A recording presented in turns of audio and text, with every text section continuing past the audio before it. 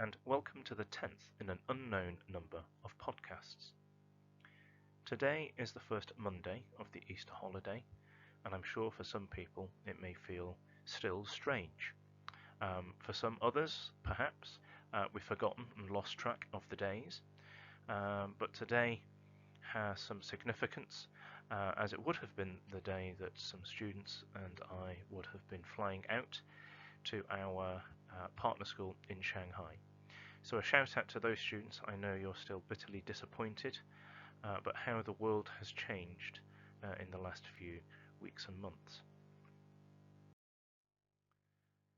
With the better weather and reports on the news that some people haven't been following the government's guidelines, I think it's worth reminding ourselves of the lockdown rules, that we are to stay at home in order to protect the NHS and save lives.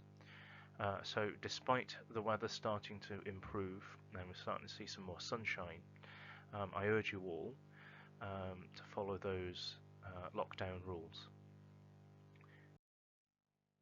I mentioned in an earlier podcast that the virus doesn't move, people move it, we stop moving, the virus stops moving, the virus dies. It's that simple. So although the temptation may be for students to go out and see their friends and meet at the park, or just to get out of the house for a little while, it's important to still follow those lockdown rules. Friday was Fun Fact Friday, so I won't keep you waiting any longer. A reminder of those questions from Mr. Barber, Mr. Foster and Dr. Britton. Which company in the food and drinks industry sponsored the 1908 London Olympics and provided their product at refreshment stations during the marathon? One of the 6-letter words in the English language that has all of the letters in alphabetical order is almost. Can you name the others that begin with the letter A? And there are 3 more. Which letters of the alphabet do not feature on the current version of the periodic table? When was the NHS founded? And which American states end with the letter S? So the answer to Mr. Barber's question, which company in the food and drinks industry sponsored the 1908 London Olympics and provided their product at refreshment stations during the marathon? That's OXO. I thought it was Bovril, so I was pretty close. But OXO, can you imagine having OXO? You're running a marathon and you need some refreshment and you're provided with some OXO. The second question from Mr. Foster, one of the 6-letter words in the English language that has all of the letters in alphabetical order is almost. Can you name the others that begin with the letter A? And there are 3 more. Apologies if I wasn't clear. There are other words beginning with other letters. Billow, for example, effort, biopsy. But we were after just the 3 other 6-letter words beginning with the letter A that has the letters in alphabetical order, and they are abhors, accent, and access. Dr. Britton's question, which letters of the alphabet do not feature on the current version of the periodic table?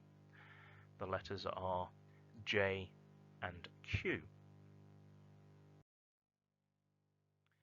The next question that I borrowed from the virtual pub quiz.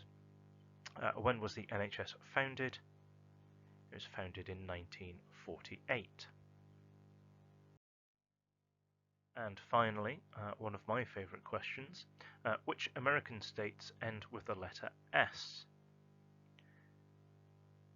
They are Arkansas, Illinois, Kansas, Massachusetts, and Texas.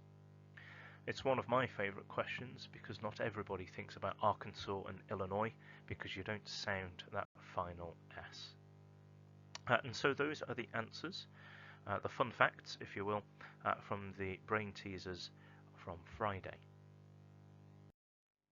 If you have any top tips or handy hints or ideas for how to be spending these days during the Easter holiday, then do please get in touch. As ever, it's at Chief Vicar via Twitter. I'm going to end today's podcast with the same words that the Queen ended her address to the nation last night. We will be with our friends again. We will be with our families again. We will meet again.